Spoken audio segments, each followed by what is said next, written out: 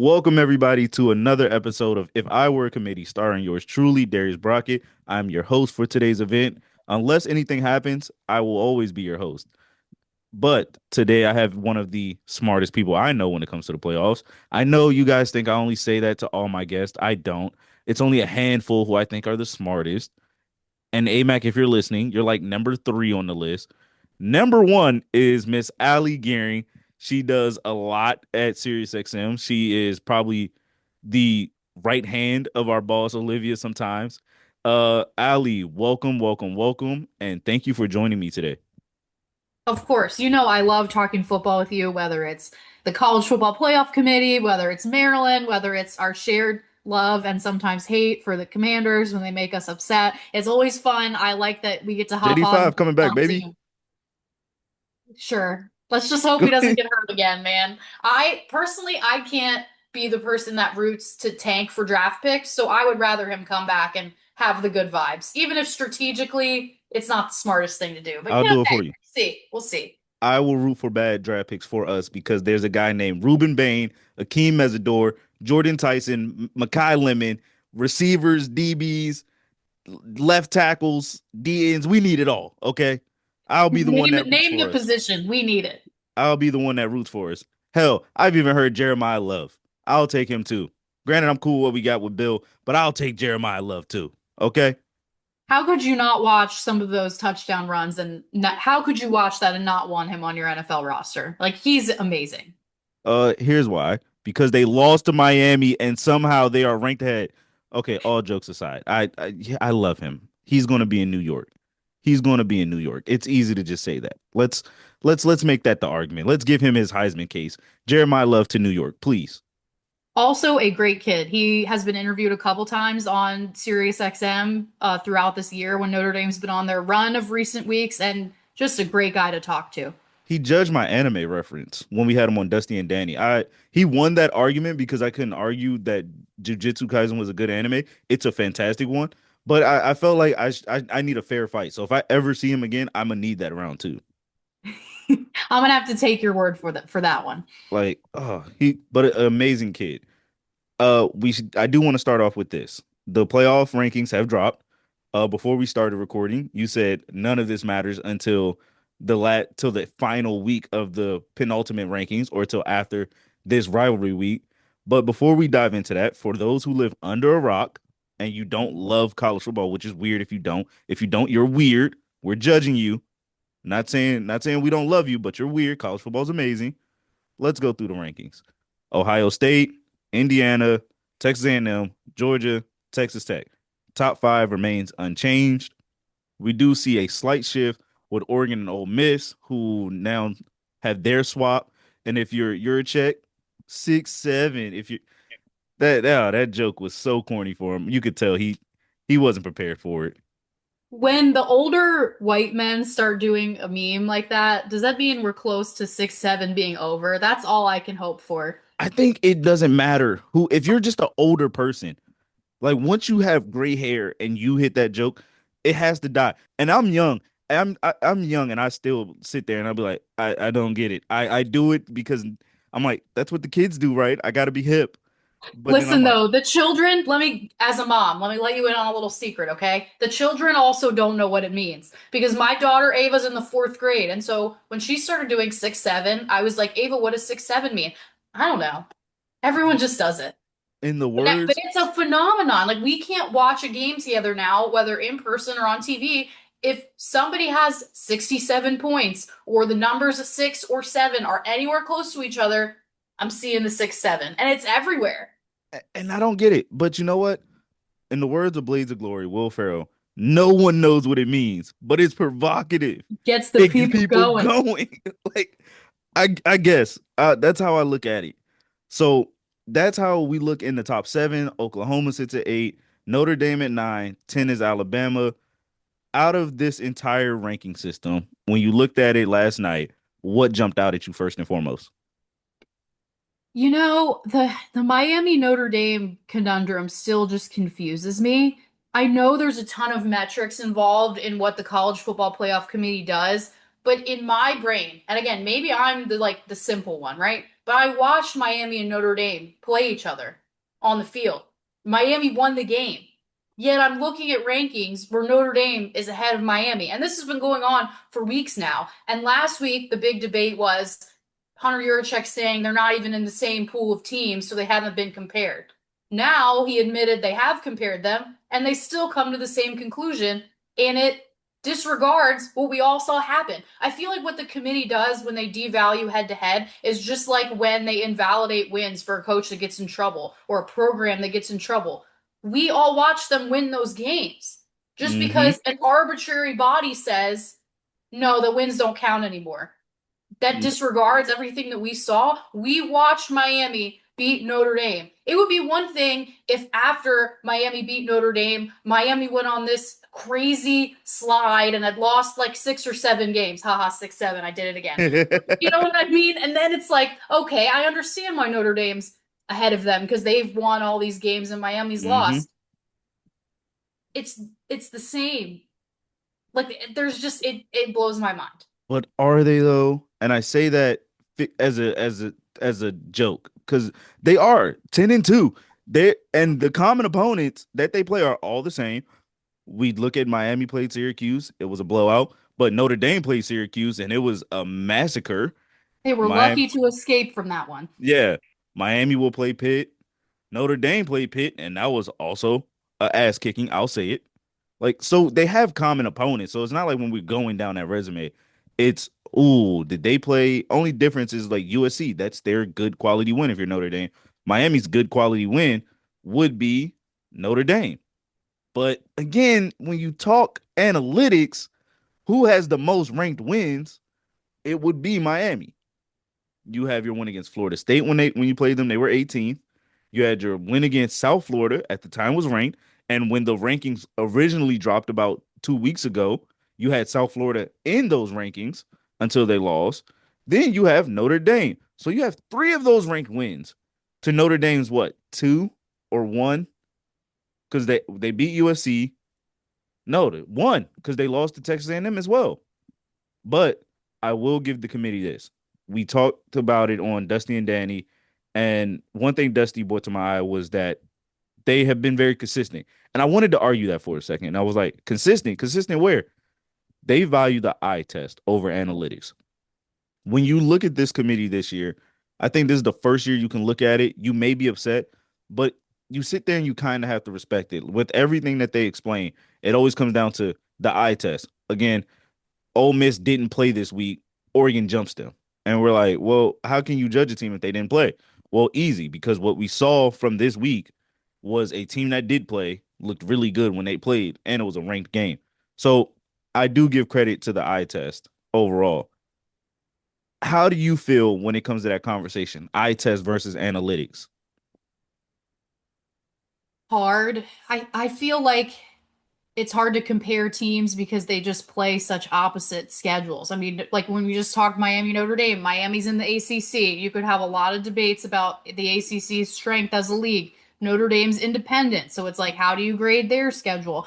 The eye test I feel like is favored by the committee a lot. It because I just remember Rick on Full Ride, Rick Neuheisel always making the joke like Jeff Long would always say when he was the chairperson of the committee, have you seen him play? You know, it's why Ohio State all those years ago jumped up over TCU and Baylor despite neither of those teams losing, you know, but Ohio State jumps in because they just crushed Wisconsin in the Big Ten championship game.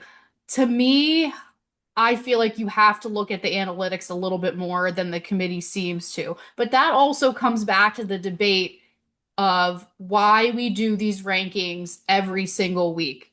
Because you're supposed to look at it, the committee's supposed to look at it as like every week is their own entity. Like you said, Ole Miss, they were Mm-hmm. off this week. Oregon played, they looked really good in a ranked win over USC. So Oregon flips with them.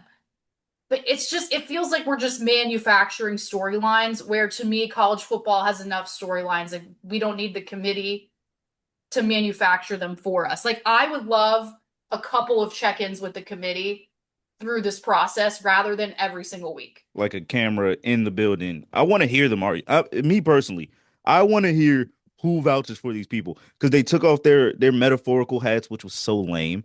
So lame, by the way. Like we know you're an AD for a certain university, for a certain conference. Dude, we know what you're probably arguing for on why the Big Ten needs 8 teams in, even though clearly 8 teams aren't good enough. Like we know what's going on. You talked about the eye test and analytics after I brought it up. I'll use Miami and Utah as an example here. Miami last week was 13. This week they're 12. Eye test, Juracek said it. When you watch them play, Carson Beck looked like how he did 5 weeks ago. He's thrown 8 touchdowns. He's thrown over 500 yards, yada, yada, yada. Utah plays a close game that they almost lose to the Kansas State. Is that should that be the way we should go forever, or should we find a set guidelines of what the committee looking at? Because they also, when we first got this news of like, all right, the college football playoffs this year, how we got the new committee members, how they're going to go about it, they use strength of schedule as like their huge metric, and we barely hear about that at all. Should there be a set guidelines for the committee? Because every year, everyone values things differently. Should we get to a position where there's we look at these 5 data points and then we'll do the subjectivity of eye test?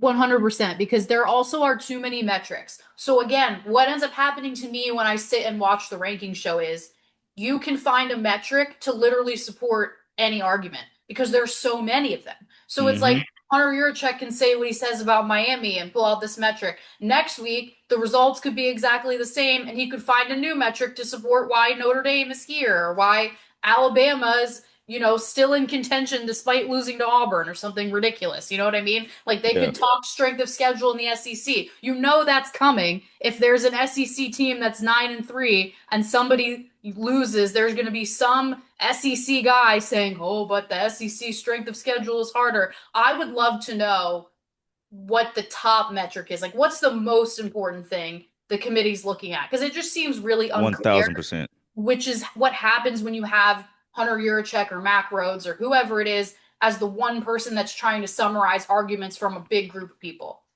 Also, it's a bunch of 10-2 teams together. Like Oklahoma all the way down to what? Vanderbilt. Damn near everyone's a 10-2 team. So it's hard to find. And Vanderbilt's another one where what are we doing with Vanderbilt and Texas being so close together? I mean, it's crazy. Like Texas beat Vanderbilt, and yet they're And, so close to them in the rankings. It's crazy. and not only that, Texas beat Oklahoma. And yet their Oklahoma is ahead of them in the rankings. It It's wild. and it's such a weird thing. It's so weird, but I love it. And I think this is why we have it every week. My statement right there. It's so weird, but we love it. I think we want to argue these because, like you said, there's a data point for everybody. And of these data points, I want to go to the ACC. Miami sits at 12. Their chances of making the college football playoff is for some reason alive, even though I don't think it is, but it's only because they're sitting at 12. However, they are not in the ACC championship race currently. They would need 15 billion things to happen. If Miami's not in the college football playoff, how would we look at this overall? Because there should be a path for them that didn't just include the ACC championship. Because the two teams that are slated to play for that will be Virginia and SMU. How do we look at the ACC as a whole this year? Do we put them in that same conversation as the Big 12 last year? Where we like, you had your chance, but you all beat each other up. I mean, I think that's what's going to happen. I mean, I'm reading right now that Miami's chances of reaching the ACC title game are now 14.2%. So SMU and Virginia are both above 80%. They need a bunch of stuff to happen.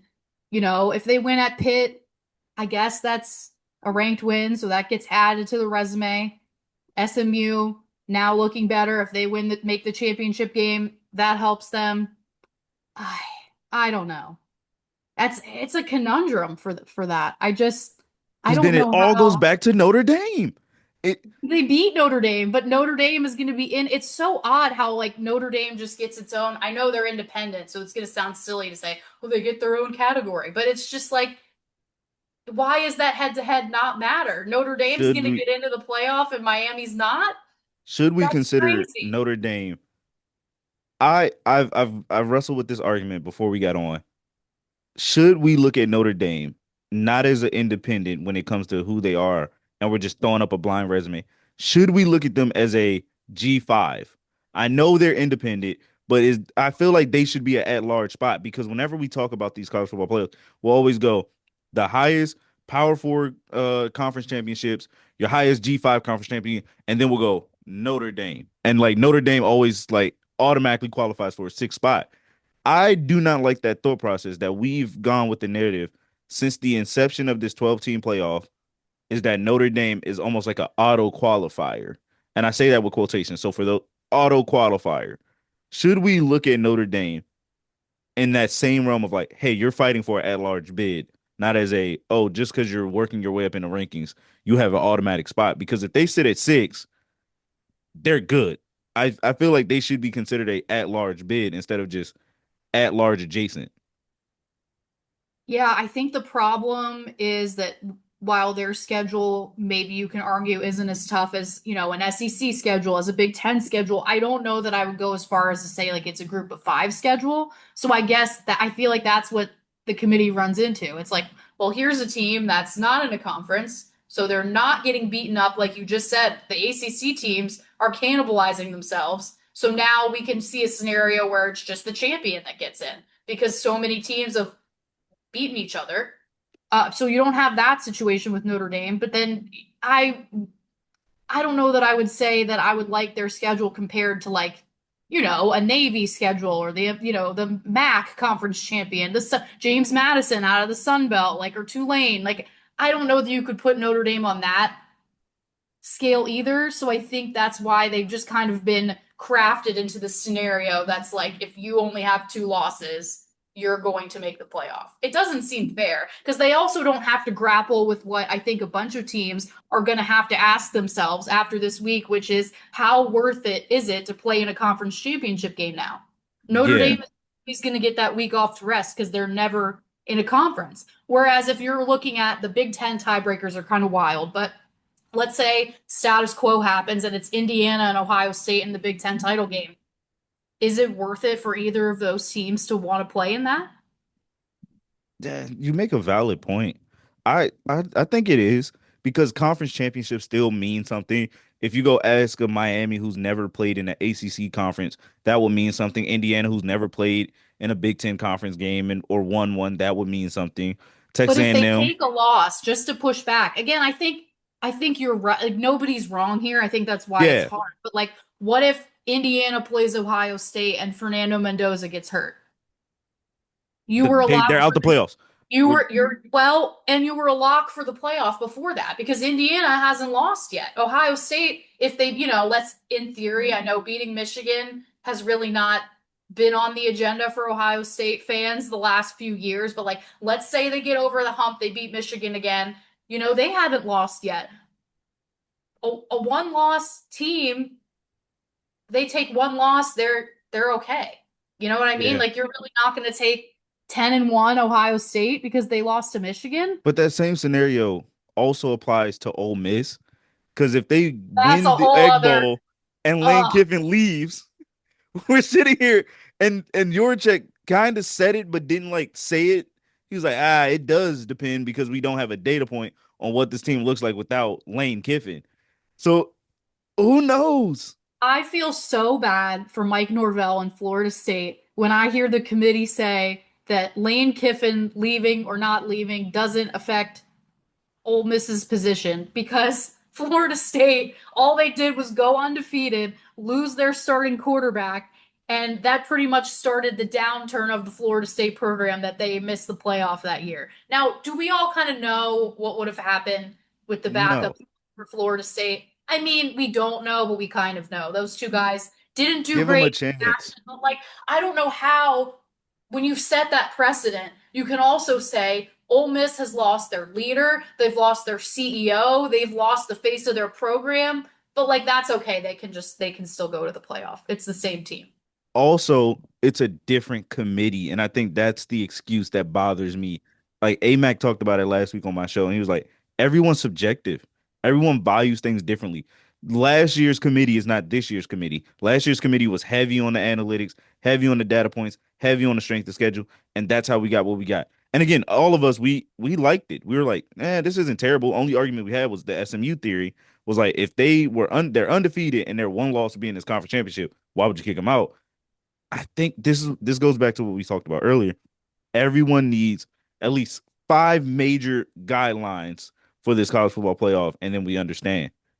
I want to talk about the wacky scenario of the SEC.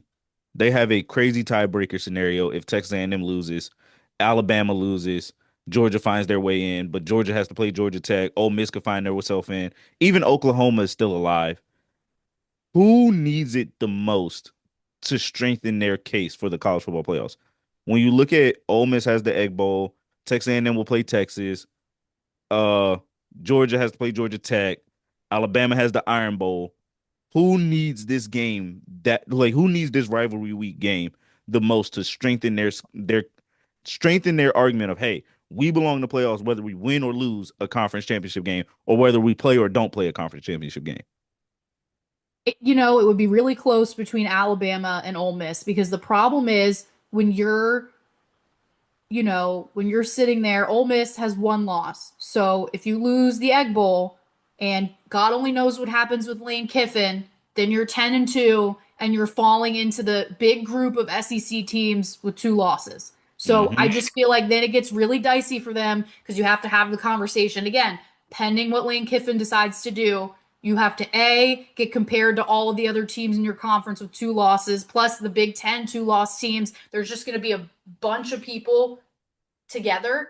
And like you said, it's a subjective committee. So it's hard to know. I feel like there's a huge chance they get left out, especially if they factor in Lane Kiffin leaving. If Alabama loses to Auburn, that's a third loss. We have never really seen a three-loss team get into this 12-team playoff. Now, Steve Sarkisian, when Texas had the third loss, already kind of like Thank slid you. in that little comment of like, and that's what I told you earlier. The second you have that three-loss SEC team in the conversation, you're gonna have the Peter Burnses of the world coming out and taking down the Big Ten's strength of schedule and trying to argue the SEC is the hardest conference to play in the country. And so Texas having three losses is equivalent to like an ACC team having one loss or Notre Dame having two losses. And Mm-hmm. all of that comes into the forefront. And I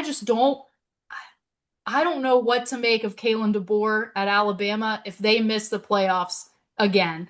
The standards there are so high. Oh, he I has the feel black like hoodie. the Come on. discourse the discourse will not be good.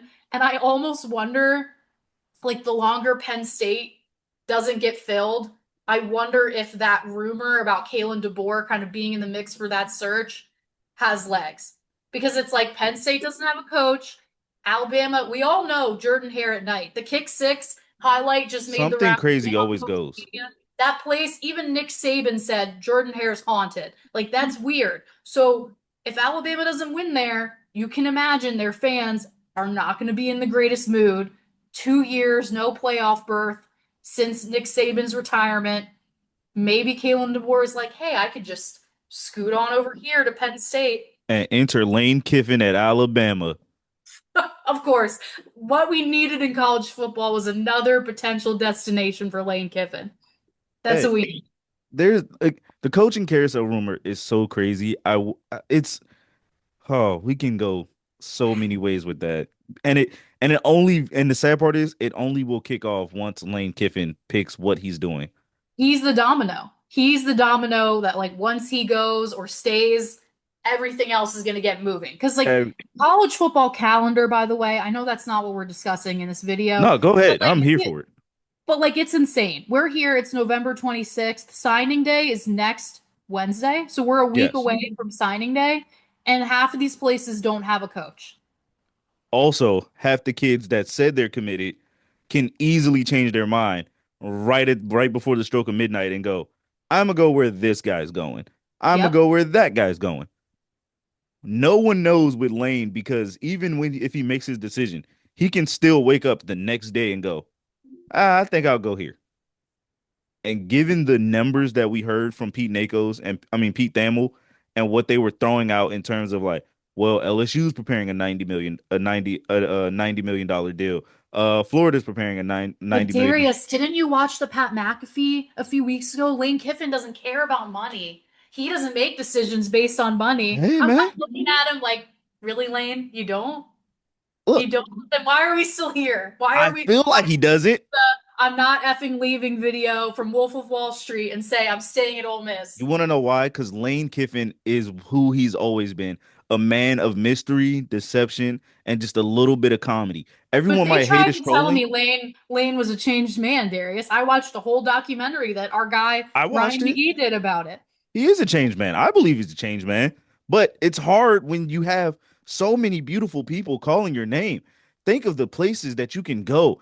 What's better weather? Florida, Baton Rouge, Louisiana, or Oxford, Mississippi? Or you can just quietly throw on that old Nick Saban hat and wear the nice old straw hat and go walk the practice and be the new head coach of the Crimson Tide. Granted, we're all saying it as speculation to everyone that's watching. We don't know anything yet, but if we did, we would be like Lane Kiffin. We wouldn't tell you guys.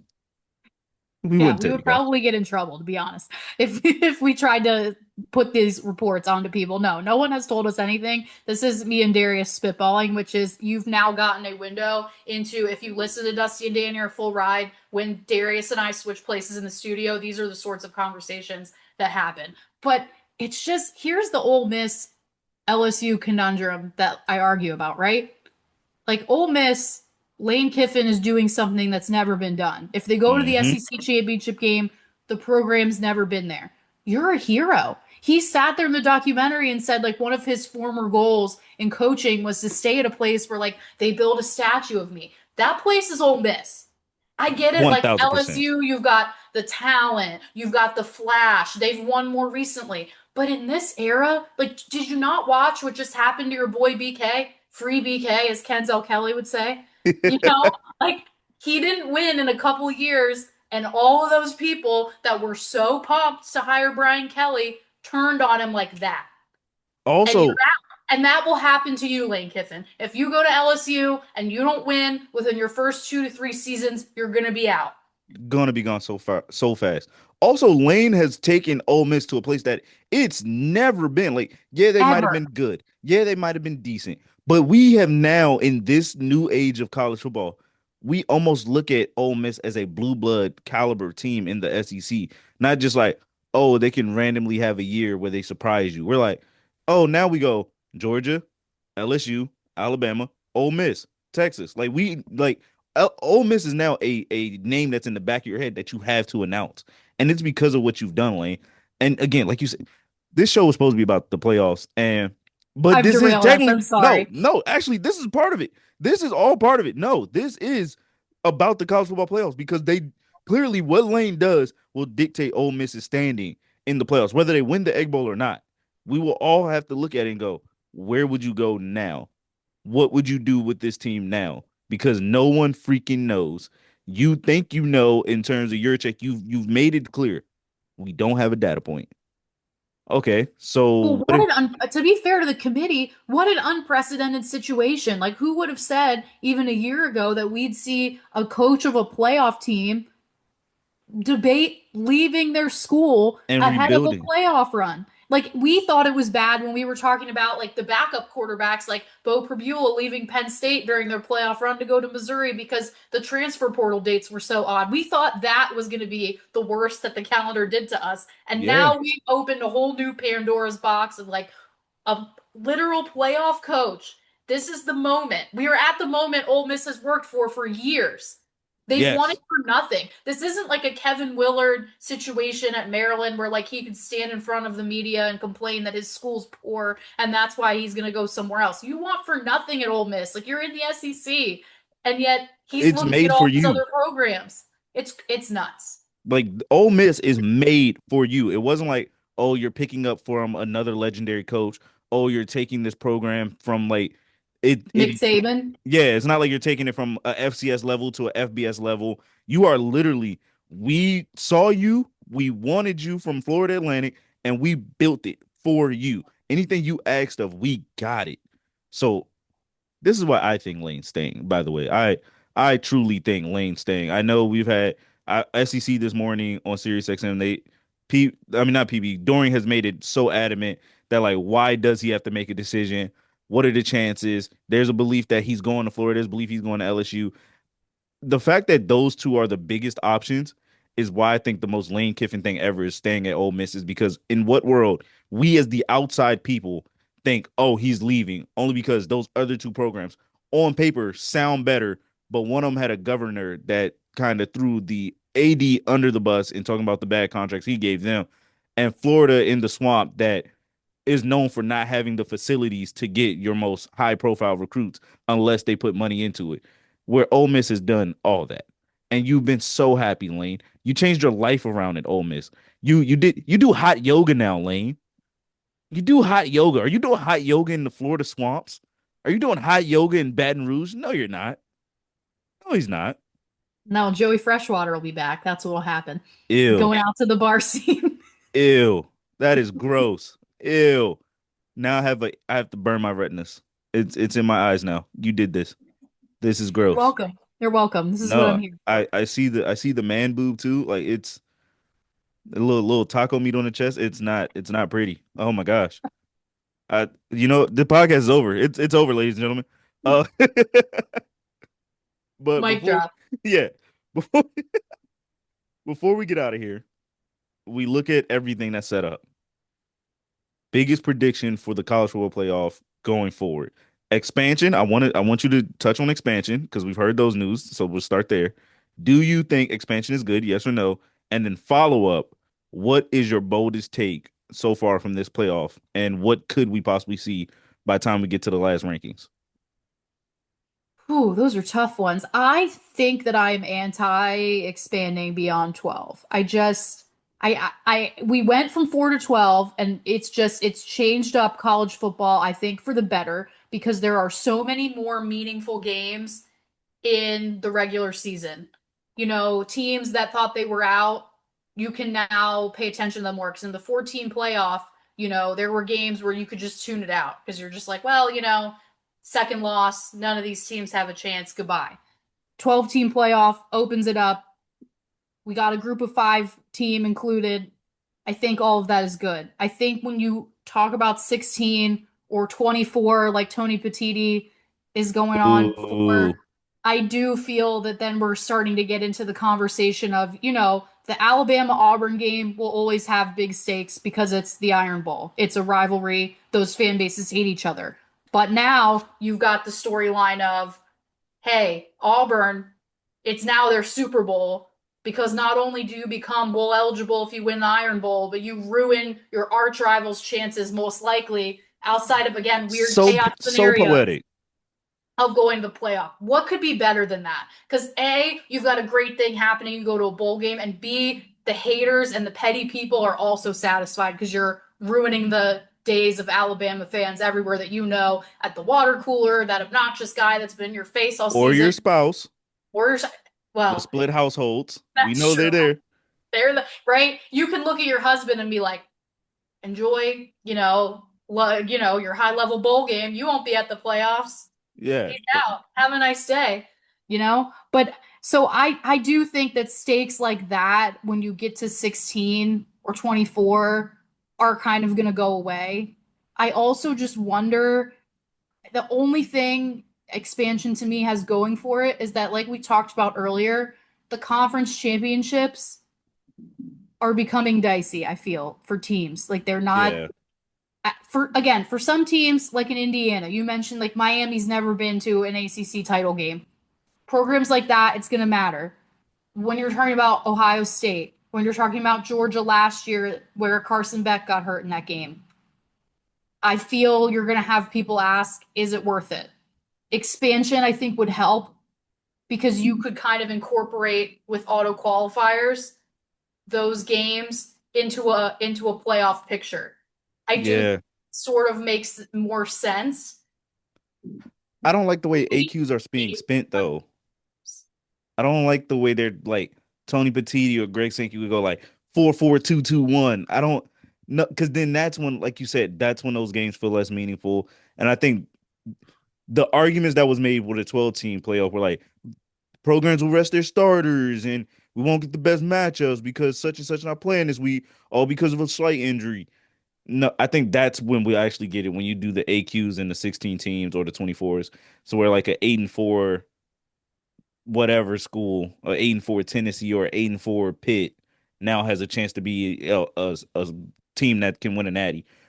Not everybody is a national championship contender, but I do think with 12, it gives us the best possible view of these are the best 12 teams who all have national championship expectations. Yeah, no, I think I agree with that. For the most part, like I said, I think I'm out on going beyond 12, although I feel it's almost inevitable because the College Football Playoff Committee does not extend this deadline with ESPN if expansion is not seriously on the table. I don't think so. Then they could just be like, hey, it's December 1st. We will watch it happen this year, maybe next year, maybe in a few years, whatever the contract dictates. We'll be at a different spot in college football, but if they extend that deadline, it's because they're They still want pushing. something. And at the end of the day, Rick Neuheisel says this on Full Ride all the time. The answer is money. What was the question? What's going to make more money? More playoff games equal more eyeballs equals more money for everyone. And everyone seems to want more and more money to pay their rosters these days. And I will ask the question on the back end, what happened to the thing that we loved? I will play the saddest songs as if I went through a breakup. The Boys to Men. It's Yeah, so the hard to end say of the road, goodbye to all of it. yesterday. Matter of fact, I even make it an upbeat one. Baby, what's love, love? Baby, don't hurt me. Like I'm hurt. That would really bother me. Like I don't want to think about it. I'm gonna cry. I have a tear building. 12 is perfect, ladies and gentlemen. You heard it here. Let's not expand. Keep the college football playoffs at 12. 4 was okay. 12 is what we demanded. And this is where we get most of our excitement. The storylines, the passion. Ali, you've said it perfectly. This is what we live for. Alabama, Iron Bowl with Auburn. One has a chance to kill a playoff dream, and the other, and to add the icing on top, to be bowl eligible. One has the chance to kill anyone's bowl eligibility. Who wouldn't want to watch that? And the fate of college football on the edge of its seat. You asked for my bold take. I kind of feel like I don't know where it's gonna happen, Darius. I don't know if it's gonna be the Iron Bowl. I don't know if Texas is gonna beat Texas A&M somehow, but I feel like we're going to have discourse about a 9-3 SEC team and whether or not they should get in. I feel that's ahead. That would Again, I don't suck. know. I don't know where it's coming from, but Alabama or Texas is my gut is telling me that if one of them loses, the SEC machine will back them. So that now we're having the argument: could we And have a three-loss team in the 12-team field? and that will automatically kick out the Big 12 runner up because the Big 12 looks like a three bid league. That would automatically make them a one bidder because you can't have Texas Tech, who would most likely have to play BYU or Utah, and both of those teams, like it would automatically make them a one bidder. That that's actually a great take, honestly. That is that is actually no. I could see the argument. I would hope this we would all make our we would come to our senses and say how we looked at Texas when they lost to Georgia and we all had that group consensus like they're out. I Listen, would they hope did the so. right thing last year. It was kind of a similar thing with SMU losing and Alabama kind of sneaking around like that debate, and the committee did the right thing. So I would hope that that would happen again this year. But like you said, part of the fun of the college football playoff committee is that every year it's a new committee and it's subjective. So like we have no idea how the people in that room would feel about it. And like if you look at Texas and they beat Texas A&M, They will who's to have say two like wins on teams inside the top 10. who's going to argue with that? Because it's like they beat, honestly, you could argue three because Vanderbilt was 9 when they played and when they beat them. You got Yeah. Oklahoma, and then you would have a win over previously undefeated Texas A&M. Like, I Don't kind of don't see Clark's stop point stop there. stop. You're giving Peter Burns and the SEC people ammo. You think I got to hear Booger McFarland talk about this tomorrow? That's what I'm saying. The SEC, one of the things about that conference that drives me nuts as a Big Ten person is that I feel like no other conference has like marshaled their soldiers quite like the SEC. Like somebody questions the SEC, there's like I could go 20 deep on the number of people that are going to argue on Even Twitter if about it's not even their school, they're just like, oh, we're tough. Peter Burns is out here like he'll take up for literally any school or take shots at the Big Ten for any reason whatsoever. Like Danny Cannell is pretty much the one for the ACC that will take up for them. But like, does Danny Cannell have people that support him? Not even Or close. is it really just like Danny's like the meme with like the one guy pulling out Oh, the sword that's and then exactly who Danny is. battles coming at him from all of the SEC people? Like no other league. Like who's out there fighting for the Big 12? I'll wait.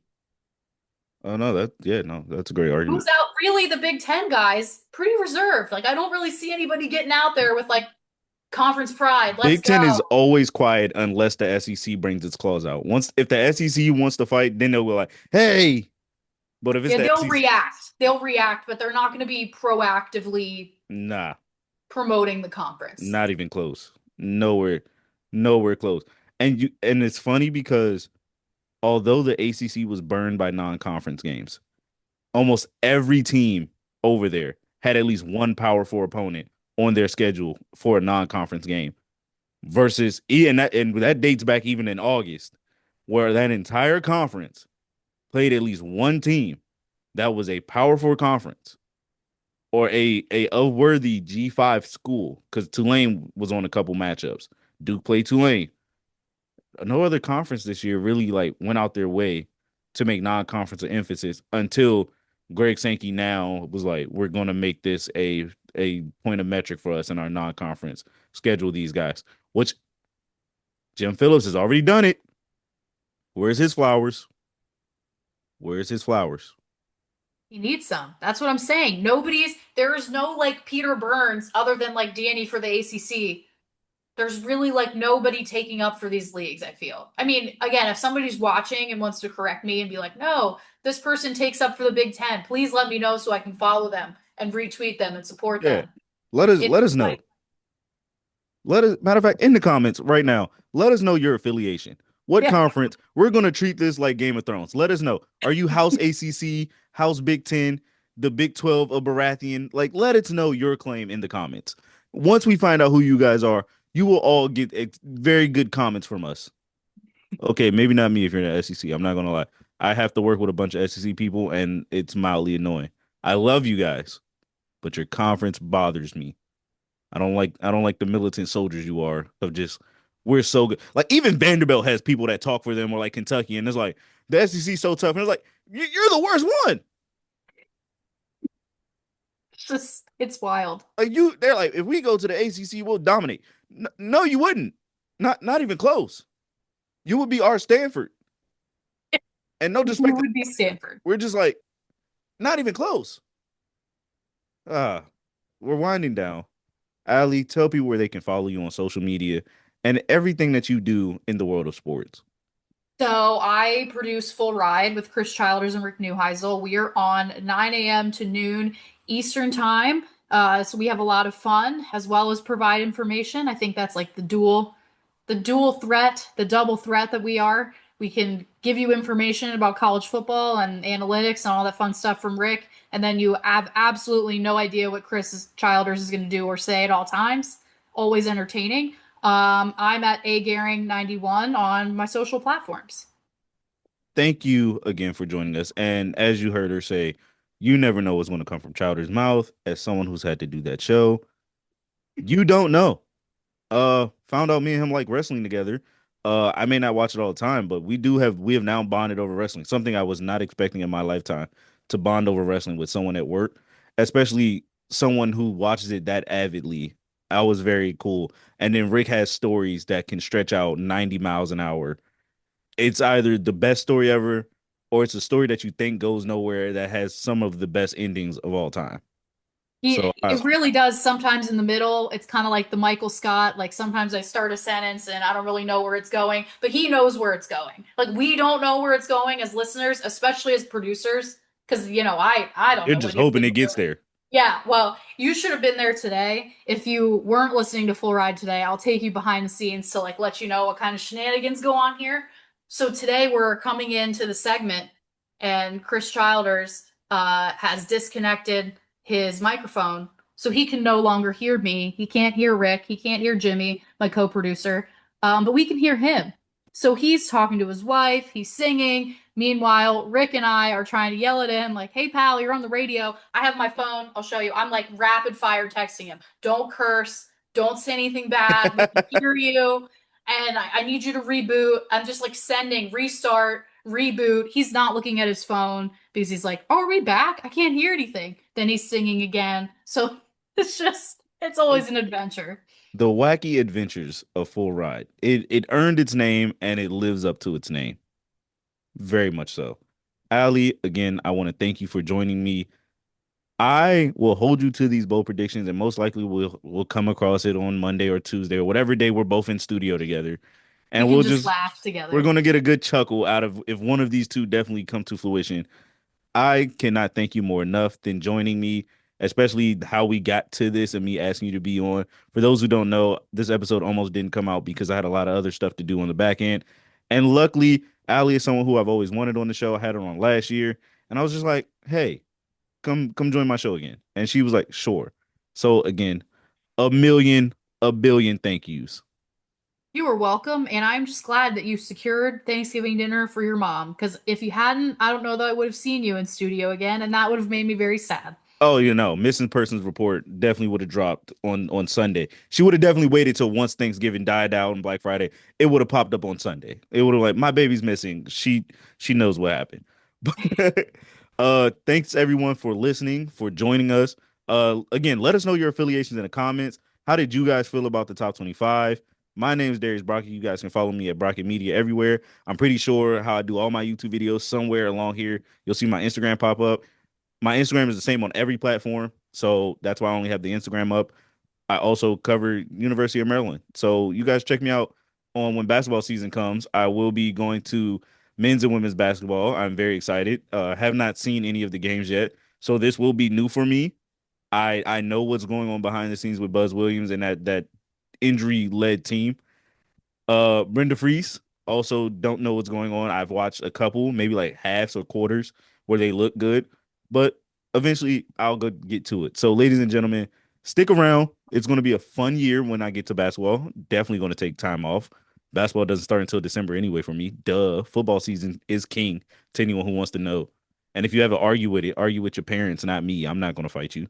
Football is the greatest. So, until next time, I shall see everyone later. Thank you, thank you, thank you. And I'll see you guys at the next video.